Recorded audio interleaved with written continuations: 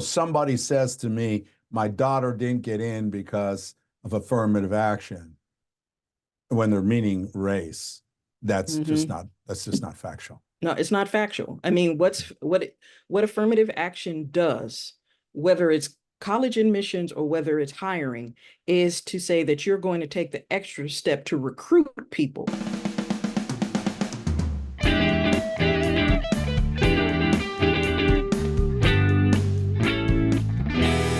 The CJ Knows Show.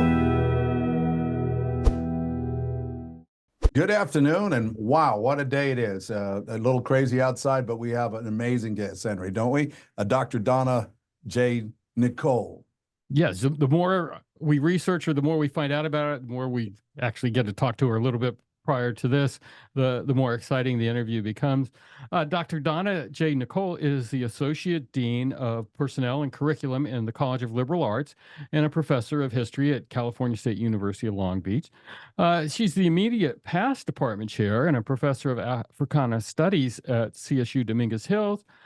She held that post from 2017 to 2023. She earned her doctorate degree in educational studies with specialization in history and philosophy of higher education and a minor in African American African studies from Ohio State University.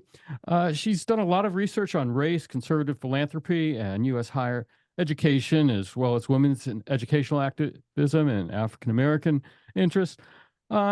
She has a long list of works, and we'll connect to her main website so people can find that out. But we want to bring special attention to when she was featured as a guest expert for Al Jazeera English, the documentary The Big Picture, A Race for America. And we're going to have a link on there somewhere in our description here on YouTube. Also, she's here to talk about, among other things, but primarily we want to get to Black Woman on Board. This is a biography of Claudia Hampton, the California State University, and the fight to save affirmative action. It's a rare view inside the university boardroom, uncovering the vital role of Black women in educational leaders and how they played a role in ensuring access and equity for all. Amazing, amazing. Doc, I don't know if you're not a medical doctor, but you are, I'm sure, but still doc to me. I say that with respect. Affirmative action, philanthropy, study in higher education. How does somebody get into why? I mean, when you're a little girl, I'm not thinking that you were thinking, I'm going to work on being an affirmative action specialist. And how do you get into this, doctor? Well, I am a third generation history major, so that's part of it. And I was raised by a community activist. So part of what kind of pushed me in this direction was that activism and seeing it around me all the time as a kid. But when I was in college, right, I was a student activist in charge of the Black Student Union and also the Association for Intercultural Awareness. right. And one of the, in the 90s, we were trying to figure out, like trying to make sure that affirmative action didn't go away. And unfortunately, in California, in 96, it did with Proposition 209. And so I've always been interested in how the university works, because there's this kind of hidden hand that students aren't aware of. And in 1990, after affirmative action was gone in California, a man by the name of Ward Connerly decided that he wanted to go after ethnic multicultural graduation celebrations. And I said, who is funding this guy? Like, why does he care that we have a Black grad or a Chicano grad? It's just a celebration. And so I said, like, why is he talking about this? You're following the money. So I followed his money, and that's kind of where it led to this career, basically, in studying history and philanthropy, kind of the nexus between those two things. It sort of sounds like, I talk to people and I know some people, and if they're not a racist, I don't know what a racist is, but yet they'll say, I have a Black friend, or I hang out with Black people or Latino people or Chicanos, as Californians would probably like to say. But in reality, they are racist, but they get around it in some form. You know what I mean? They make themselves feel better. Maybe they're changing policy. Is that's what I'm feeling the vibe here?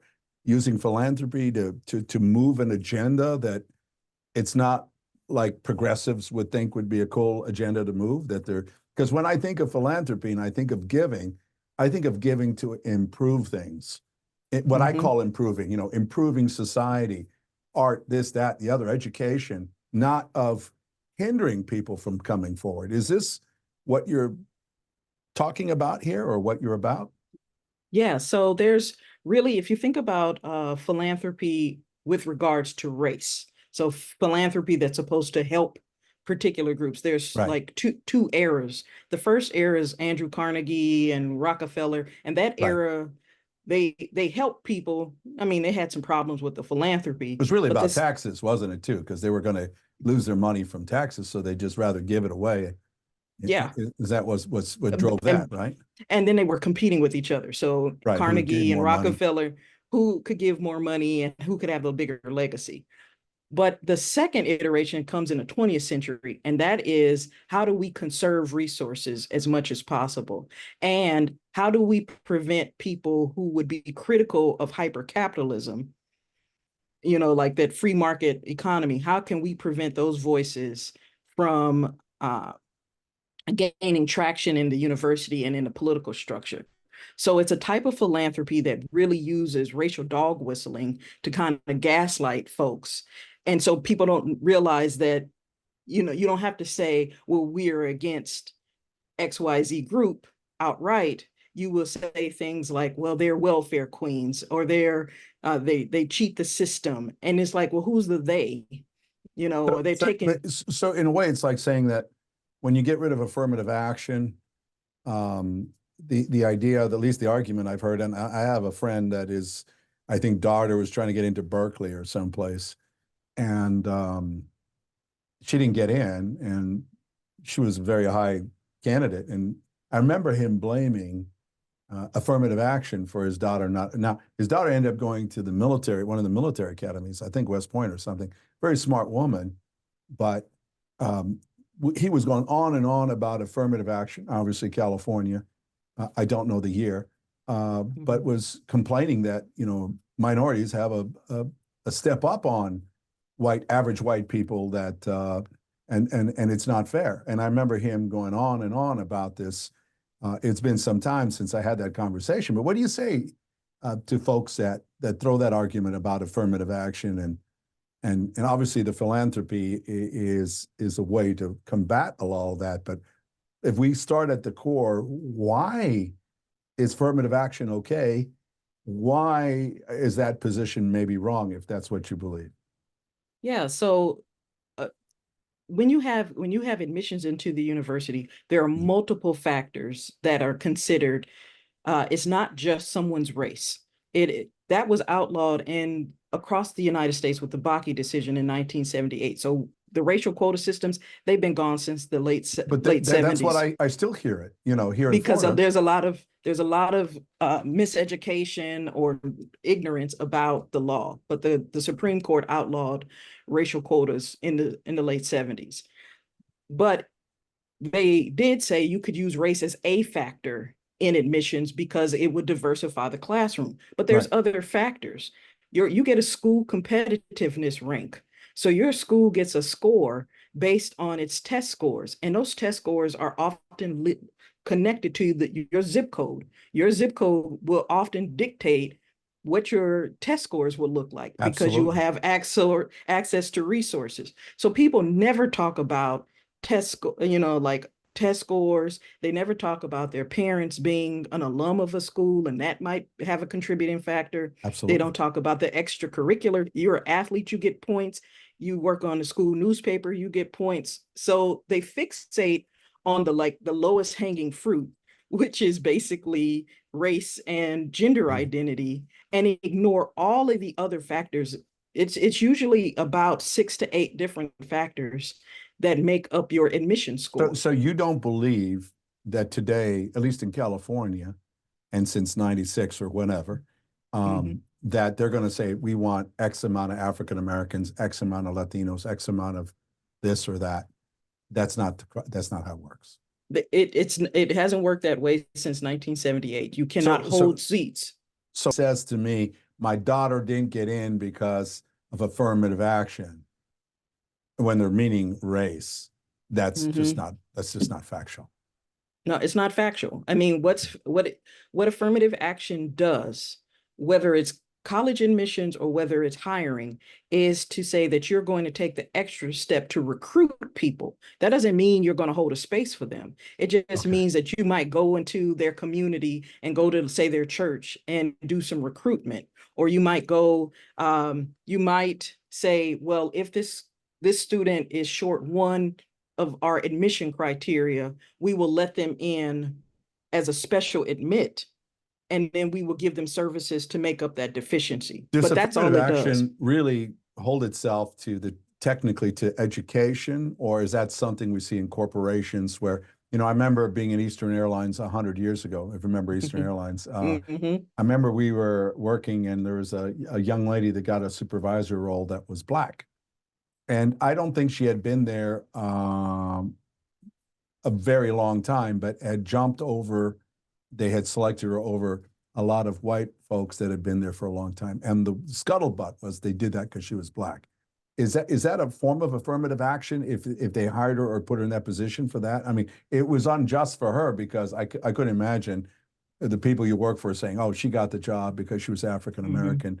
Versus her skill and talent. And I had no opinion one way or the other of her skill or talent, but do we have that? Is that a form of affirmative action? Does that exist or did exist where they would put somebody in position, maybe a Latino, because they don't have any Spanish speakers, not just for the reason, but they wanted to show a more diverse population of workers. I mean, is that part of affirmative action, or is that something a corporate policy or not? How do you handle people? Yeah, so when affirmative action was an executive order by Johnson in 1965, right, it applied to all federal contracted work.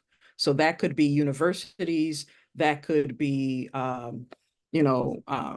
government offices, all of that falls under the purview. So any federal contracts, any public education, if the Eastern Airlines was under the control of the federal government and they received some kind of federal contract, yes, it could have applied to them. And if this was prior to 78, there were racial quotas, and then they outlawed them. Okay. CJ, so I hate to burst your bubble right here. Dr. Nicol, excuse me for interjecting here, but I think Dr. Nicol was being nice to you. I don't think she remembers Eastern Airlines. She remembers her grandparents talking about Eastern Airlines. She does look young. I did work for them, but I'm going to tell a quick story. My dad was a federal government employee. We were in Africa, actually, in Ghana, I remember. And it was 60s. So it was Kennedy was just there. Johnson comes in. And back in the day, I remember I was a little tiny kid. My parents would go to these cocktail parties, and my mom got a little tight and was talking to an African-American gentleman that was working with my dad in the State Department, or USAID specifically at that time. And she says, my husband thinks that you'd be an amazing director and doesn't know why you're not a director yet. In their small talk, which is a true story. Johnson comes in, and lo and behold, he gets promoted to director of AID in this mission. He's probably one of the few guys that gave my dad a promotion, but it was a payback for my mom, telling the truth. Before that, I don't think he would have had a shot of being a director in USAID. So there was a real need, and not because he was African-American, because he was a qualified, my dad, this guy should be in this position, but he couldn't get that position because of his color. It was probably something that was very necessary. And I'm sure there were some people that weren't as qualified who may have gotten promotions, and people look at it in a negative way. But in that particular case, for sure, it was something that was necessary. Maybe that 70s, the changes that have evolved, is the hope that it's not as necessary today. What do you think? Is it necessary that might be today? A good point to bring us back to your book, A Woman on Board, because that would be an example of the type of person I think CJ is talking about, isn't it? Yeah, so I mean, Claudia Hampton, she was a school teacher in LA Unified Right. for many years, and she worked on desegregation of LA Unified after the Watts riots in '65. So she Yeah. ran a unit called the Office of Schools and Community Relations that would help broker relationships between the school and parents and community groups and so forth. And so before she got onto the Cal State Board of Trustees, she had a lot of she worked with it was called the Council of Black Administrators, and it was a group of Black administrators in LA Unified who were fighting to get affirmative action implemented because the district was not hiring Black teachers or administrators. They were paying them less. And so sometimes you do need the hand of the law in order to get people to change, in order to get people to kind of catch up in terms of where we want to go. Right. So I think affirmative action was absolutely necessary, and it continues to be absolutely necessary in my view, because people go to their worst base instinct when they don't have the threat of the law on them. I mean, I'm just being honest. Because if you look at who are the biggest beneficiaries of affirmative action, it tended to be white women. And of course, women were experiencing— White women, please explain that. Okay, so in 1972, a group of white feminists sued the federal government because the government had not applied gender to affirmative action, and they Right. did not actually have any implementation mechanism for affirmative action. After they petitioned and sued, the rules were rewritten that made it more clear, like this is how you implement affirmative action. And white women were able to utilize this in order to get more jobs But and that makes more sense, admissions. Doc, because as I read the early documents in our nation, I mean, the Native Americans were savages, weren't even human beings. Black people were 3/5 human. Women, it's never mentioned in the Constitution. It's always his, him. So, I mean, it was designed for rich white guys. That's what, I've said this before, but I know my wife is Colombian, and she was saying she's recently come here, and she says, I said, Trump lost to Hillary Clinton by 3 million votes. She goes, I thought we were a democracy here. And I said, well, the system is so rigged, in my opinion, that a white rich man can still win against a woman, even though she's gotten more popular votes.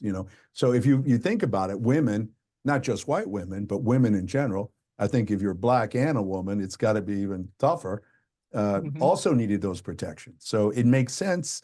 But if you're saying that the people who got most of the benefit, is that what you're saying, or white women generally? Proportionally, white women got the biggest benefit, in part because there was this view that at least they have race in common with us. Right. Okay. So they're not too different. Okay. They didn't like the loud feminist ones at all, though. And this is what my book shows, is that there was actually more love and affection for this Black woman than there were for the white feminist on the board, because this Black woman played to the gender norm, even though they were hostile toward her in the beginning because she was Black. And so she used some strategies called, what I call in the book, sly civility, in order to build relationships with these white men so they felt comfortable enough to trust her. I want to go to the base concept in Florida here. Our governor was attacking woke agenda, woke, woke, woke. To me, woke is about being educated, to be awake of the history. I think to be awoke or woke is very important in understanding government and our future. Talk to me a little bit about, I mean, you're a historian. I mean, I think that's a part about being woke. Am I wrong on that, or am I right? I mean, are you the professor of wokeness, or maybe I'll call you that from now on. I don't know. Well, I don't know if I want to be called woke, a professor of wokeness, because woke has now become everything and nothing. It's become everything that it was not intended to mean. Right. Because woke now becomes a stand-in for anti-white, anti-heterosexual heterosexual, anti-male, and that's not what But that's wokeness was defined ever by the about. ultra-conservative MAGA people. It's not defined Yeah. by the people that are educated, I would imagine. Yeah, no, absolutely not. But when you put a term out into the lexicon, it's hard to take it back But because history people is will very change. important, isn't it? I mean, the true history. Oh, absolutely. Absolutely important. I think it's absolutely critical that you understand how things work and who are the power players, and even not the power players. There's a form of history called history from below, and that's studying this kind of micro history, the people who are not the kings and queens, but the everyday average person. But in order to make forward progress, you absolutely need to know what came before you. And because I also study education, and education folks tend to only care about the last 10 years. They tend to be very presentist.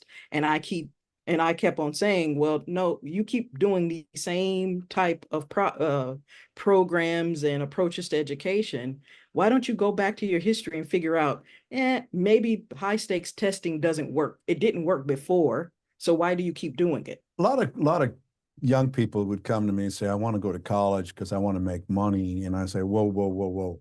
Going to college is not about making money. It's about not being ignorant. The byproduct is oftentimes you make more money. But the reality is going to, in my opinion, a liberal arts college is to think, to study, to know where we've been and where we're going. And it seems like our present society is to minimize, I would call liberal arts education an education of studying a lot of things to, so that you can learn about a lot of things of this world, not just one thing and making money. That comes later on. But do you agree with that statement, or is a liberal arts education important in your mind? Oh yeah, and actually it's important to making money. That's the trick here, is because when you have a liberal arts education, you have foundational skills that you can transfer to any type of job. You're not just locked into business, because if you study history, for example, you can study the history of business, the history of philosophy, the history of all of these different fields. And so you can transfer those skills, and you need soft skills too. You need skills on writing. You need skills on how to be a critical thinker. All of those things are Right. important. What we see a lot of times is that students get hyper focused on, I'm going to do this job. You're not going to stay in that job more than 10 years. And that's not the way it works anymore. Right. Usually the shelf life of a job is 3 to 5 years. And then you're going to have to figure out another industry. Well, if you don't know how to translate your resume into something else, you're going to get stuck. And then you're going to have to come back to school and get another degree anyway. Right. Amazing. It's something that's so important that they seem to minimize, particularly on the right, and particularly here in Florida. It seems like our educational system is being attacked from different ends to get public money in different situations. I'm curious more your opinion about, I'm going to say something maybe I really shouldn't, but I have a good friend when I went to law school named Godson Anyahu. He was from Nigeria. He was a really cool guy, and he had a problem identifying with a lot of African Americans. I say it's the difference between Black Africans and African Americans. And he would always complain about African Americans. And he says, I was raised in a non-racist environment. I believe, I could be president of my country. I could be a leader. I can do this. I can do that. But here, my question, understanding history and the Black community, the African American community in the United States, I'm sure you're worldly. You know a lot of people from different countries that are Black. There's often a difference, and the question is, if a person has come from slavery of generations and is raised in this culture, in our culture, our American culture, our U.S. culture. I shouldn't say American because Latin America is America too. And they're trying to raise up, from, I can't imagine being a slave or come from a family of a slave and then a sharecropper and then gone through that, all that history that Black America has. I mean, is it impossible or almost impossible, it seems, that to get out of that rut that was created when they created slavery in this country. I mean, you understand where I'm going? My black friend from Godson Anyahu from Africa, from Nigeria, different kind of guy, very successful, easy for him in a way, but totally doesn't relate with African Americans in the United States. He says they're the same, but they're not. It's a whole different culture, a different mindset. Am I making any sense to you? Yeah, you're absolutely making sense. So what do we have in this country? What's the problem? If we have a problem, and how do we get out of it? How do we elevate everybody? Well, it's interesting when you talk about I call it historic emergent. And hear me out on this. So you have historic African Americans who have been here for generations, and then you have emergent, like African folks in the diaspora who are coming to the United States. At some point, what both groups end up realizing is that they still got to deal with white supremacy and racism. Okay. Might take on different forms, but they're still going to have that shared experience of having someone tell you no, or you don't belong here.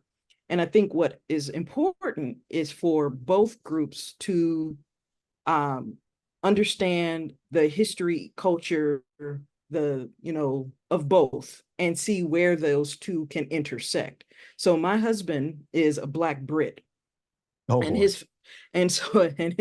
his family was actually enslaved in America and taken back to Sierra Leone. Oh, Sierra Leone. Awesome. Yeah, and then they went to England and Wales from there. And so they have this kind of American and African and European perspective that is much more global.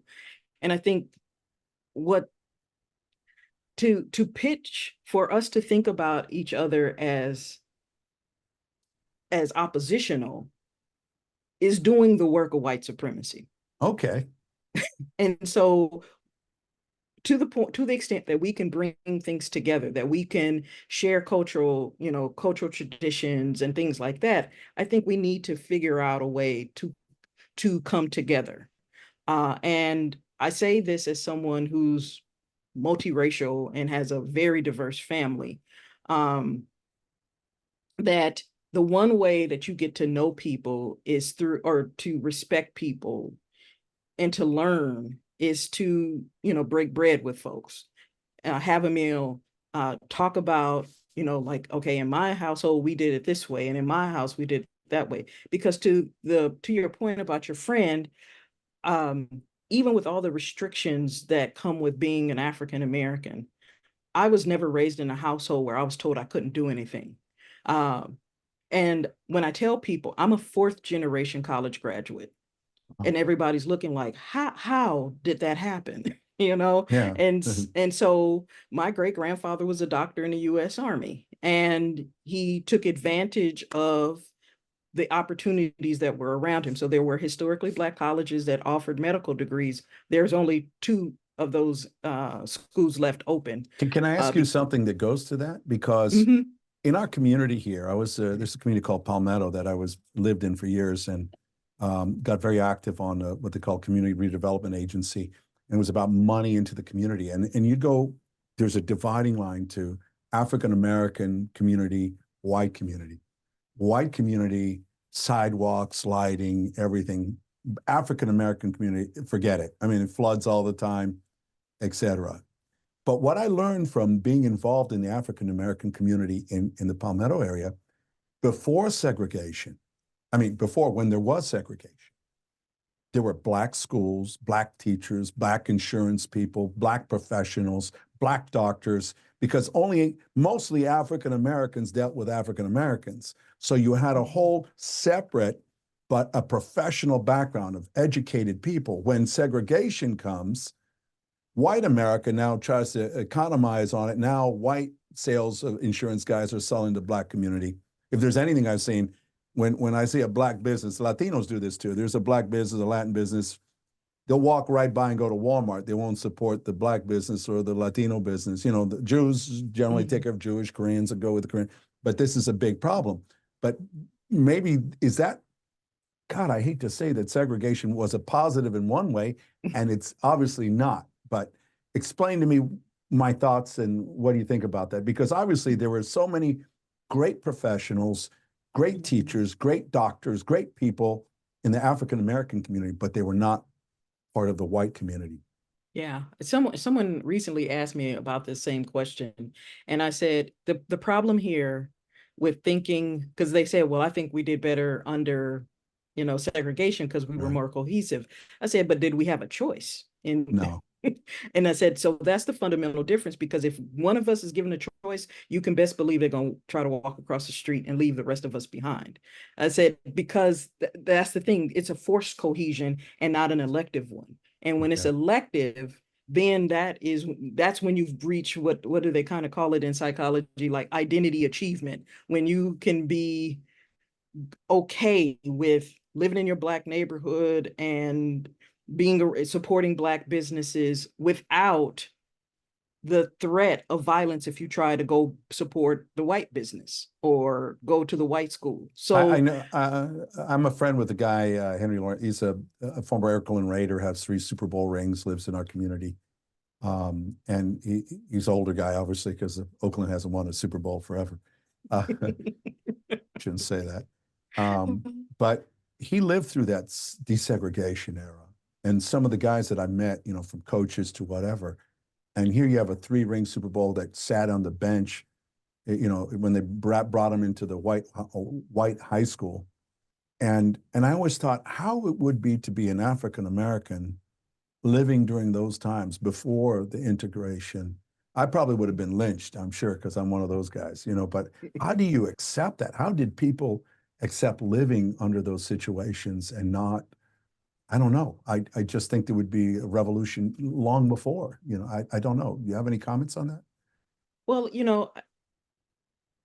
I don't know if they accepted it. It was, the threat of violence was always there. That, I think that fear of violence and that violent retribution, you would have, the Klan and all of the manifestations, everything was kind of built around instilling fear in Black folks. The police was part of that in our community too. I know that for a fact. Yeah, but in 1970, in our county right here, Governor Claude Kirk, Republican, took over the school board building to prevent the integration of schools. 1970, that was like yesterday. I was a student in that school. You were around? Imagine, and most of the Christian white schools were started at that time. So not because of good Christian values, but to keep Black kids from going to school with white kids. I mean, it's just, to me, it's shocking. I mean, I was raised all over overseas in Africa. I was telling you, I was in Ghana, and I come to the States, and all of a sudden it's like, dang, what's going on here? Well, the beginning, after the Brown versus Board of Education decision in 1954, there is a lot of Southern states start to create a thing called segregation academies.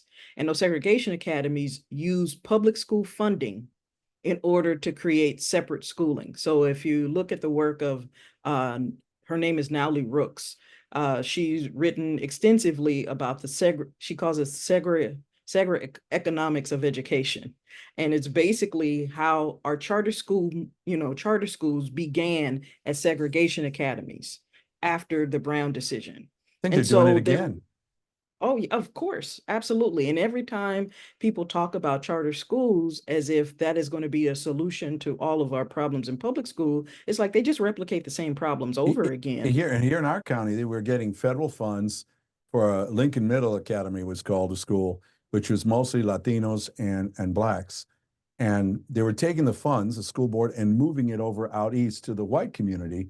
And the federal money that was supposed to go for these children never was received. And then when we try to fight back, there's still litigation going on. We'll leave it at that. Henry, what do we got? Well, I'm just trying to jump in here for a second. I'm trying to think how to phrase this in the best way.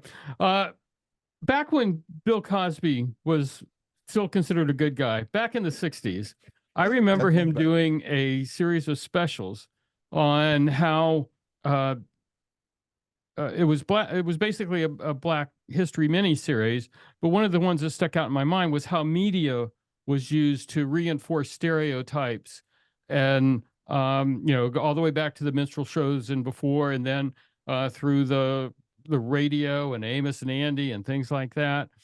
And and now I can remember in the 70s when the TV started to change and you started seeing more Henry, minorities. You're pretty old, dude, right? Yeah, I mean, I'm a couple years older than you, so Yeah. that's really ancient. Yeah, And 45. so, but I can remember that. And then now you can look maybe a few decades in the future and you start seeing gay people on TV, and that becomes more common. And I'm just wondering,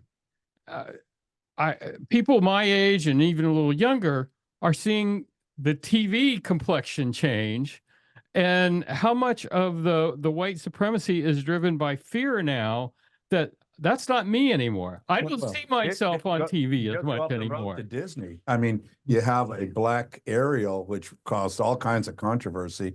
I don't know if you follow that stuff. I mean, here's, Ariel's not supposed to be black. There's no, well, and then now with the kissing on, I have a guy I know that was so outraged with Disney. He said it's stupid because there's some Disney movies.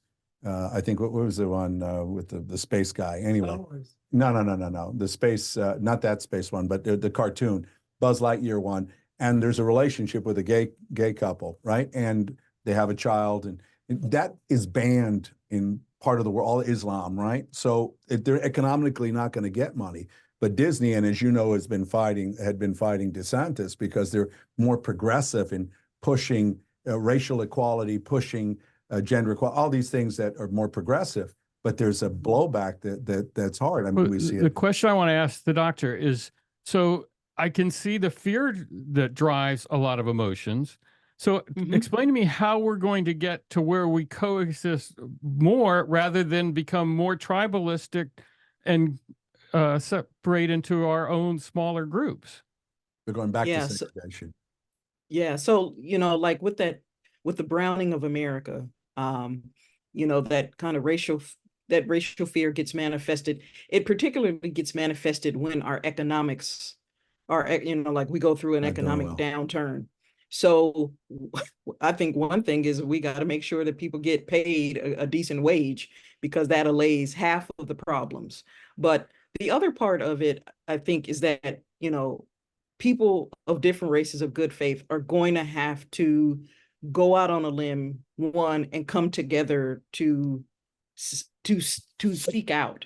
There's too much white silence on things where people know it's wrong, but they are just they don't want to, I had students for many years that would say, well, I don't want to upset my family at the holidays. I said, that's the time to do it. That is the time to do it. That you got to disrupt it. I used to joke around that whatever race you are, you need to make a baby with somebody from another race so we can brown everybody. And I thought that would resolve our problem if we're all the same looking. But I don't think that's not going to resolve it. You go to Africa, and let's say we'll go back to Nigeria, the 3 major tribes, they're all black, but they have different language, different culture, and they're fighting each other all the time. So it goes back to something more based than just race, because we are the same race, aren't we? Hey, Doc, I think we're running out of time. You're amazing. I would love to take a class of yours and just be quiet and listen, as long as I don't have to take the test. I don't think you'd be quiet and listen either. Well, I'd be like, I'm the guy in the front row, because it's such fascinating. You're brilliant, Dr. Nicol. You're an amazing person, and you're in the trenches making a difference every day with young people, and speaking out and writing books and doing that things. Book, the most recent is Black Woman on Board. Yeah, that's okay. I'm here to show for her. Black Woman on Board, and we'll have links to that too. Yeah, it's important that I always try to, my children, I always say, what are you here in this world to do? I mean, it's not just to make money and have sex. Well, yes, it is. Yes, it is. Oh, you said it's about leaving a legacy. Well, that's also a different course. That's a different course. Okay. Yeah. Okay. I'll accept that. But on top of that, you need to do something good for your country, for your community, for people in general, and leave a legacy that is not just based on money, right? We didn't even get to go to the philanthropy part because we ran out of time and there's so much to talk about. Maybe we can talk to you again because that is a fascinating also subject, using money and goodness to probably create non-goodness. I don't know. And I'm going to ask Dr. Nicol just after we sign off, just to stand by so that I can get a way to send her some of the material that we talked about out here. Awesome. Dr. Nicol, I would really appreciate your presence today, and you're awesome. You're really cool. And I'm sure if your British husband doesn't like you, you will have no problems in life. Remember, I said that to him. He's got a lot of competition out there, so he better treat you well. Thank you, doctor. You're awesome. Thank you so much. You're welcome. I had a great time. Thank you.